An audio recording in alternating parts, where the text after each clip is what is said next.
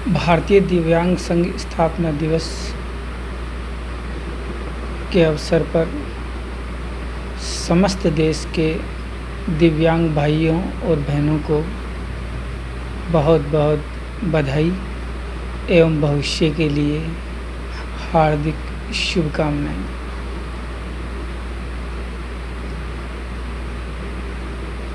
इस अवसर पर मैं कुछ बातें आप लोगों के सामने रखना चाहूँगा। मसलन आज की तारीख के अंदर भारतीय दिव्यांग निश्चित तौर पर बहुत ही दयनीय स्थिति में है, चाहे वो आर्थिक स्तर पर हो या सामाजिक स्तर पर। ऐसा नहीं है कि देश की केंद्र सरकार या राज्य सरकारें या आम लोग दिव्यांगों की सहायता के लिए आगे नहीं आना चाहते या उनके लिए कार्य नहीं करना चाहते। निश्चित तौर पर वो कार्य करना चाहते हैं आगे बढ़कर, मगर या तो उन्हें समझ में नहीं आ रहा कि वो किस प्रकार से कार्य करें, या रणनीतिक कमी है जिसके चलते दिव्यांगों की आर्थिक स्थिति दयनीय होती जा रही है और उन्हें आर्थिक संबल प्राप्त नहीं हो पा रहा है। मैं कुछ बातें रखना चाहूँगा। प्रथम तो ये कहूँगा कि देश की केंद्र सरकार व राज्यों की तमाम सरकारों को मिलकर के एक संयुक्त नीति बनानी चाहिए और उसे फिर पूरे देश के अंदर लागू करनी चाहिए, जिससे कि देश का दिव्यांग आर्थिक रूप से व सामाजिक रूप से सुदृढ़ हो सके। दूसरा, मैं निजी क्षेत्र जो हैं मैं उनसे अपील करना चाहूँगा कि वे बढ़ चढ़ करके आगे आएं और दिव्यांगों की सहायता के लिए कुछ ठोस कदम उठाएं। उन्हें अपने अपने प्रतिष्ठानों के अंदर रोज़गार के अवसर उपलब्ध करवाएं, जिससे उनकी बेरोज़गारी की समस्या समाप्त हो सके। निश्चित तौर पर आप सभी लोग ये कर सकते हैं।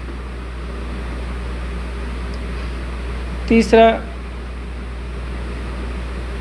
भारतीय दिव्यांग संघ की हार्दिक इच्छा है कि संपूर्ण देश के जितने भी दिव्यांग हैं उनको समान रूप से पेंशन प्राप्त हो। अभी हर राज्य की अलग अलग पेंशन योजनाएं हैं, पॉलिसीज़ हैं। किसी राज्य के अंदर 500 रुपये तो किसी में 750 रुपये तो किसी में 1000 रुपये प्राप्त हो रहे हैं।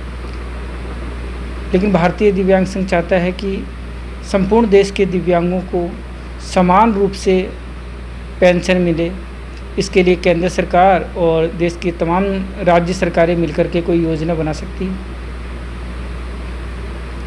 प्रधानमंत्री जी को इसके लिए आगे आना चाहिए। निश्चित तौर पर उन्होंने बड़े बड़े फैसले लिए हैं, ये भी ले सकते हैं। उसके बाद मैं कहूँगा कि दिव्यांगों के लिए दिव्यांगता अधिनियम 2016 लागू हुआ है। बहुत ही बढ़िया कानून है, पर उसके फ़ायदे दिव्यांगों तक नहीं पहुँच पा रहे हैं। उसकी वजह है कि उनको इम्प्लीमेंट उतनी बेहतर तरीके से नहीं किया जा रहा है जितना होना चाहिए। इसके लिए भी देश की तमाम राज्य सरकारों को केंद्र सरकार के साथ मिलकर के कोऑर्डिनेट करना पड़ेगा और उसको लागू करना पड़ेगा। इसके अलावा दिव्यांगों की राजनीतिक भागीदारी शून्य के बराबर है। यही वजह है कि दिव्यांगों की आवाज़ को न तो लोकसभा के किसी भी सदन में या देश की किसी भी राज्य सरकारों के सदन में रखा जा पा रहा है, उनकी आवाज़ उठाई भी नहीं जा पा रही है। उतनी बेहतर तरीके से आवाज़ वहाँ तक नहीं पहुँच पा रही है। यही वजह है कि दिव्यांगों की समस्याओं को समाप्त करने के लिए, उनका हल करने के लिए राजनीतिक पहल नहीं हो पा रही है। तो केंद्र सरकार व राज्य सरकारों को कुछ ऐसा करना चाहिए जिससे कि दिव्यांगों की राजनीतिक भागीदारी सुनिश्चित हो सके। और राजनीतिक जब भागीदारी दिव्यांगों को मिलेगी तो वे अपनी आवाज़ लोकसभा में व राज्यों की विधानसभा में बेहतर तरीके से रख पाएंगे और सभी समझ पाएंगे उनकी समस्याओं को, और उनके हल करने के लिए योजनाओं व परियोजनाओं पर वर्क हो सकेगा। अंत में मैं फ़िलहाल संक्षेप में इतना ही कह पाऊँगा कि केंद्र सरकार व राज्य सरकारों को संयुक्त रूप से एक रणनीति बना करके वर्क करना पड़ेगा। ये सही समय है।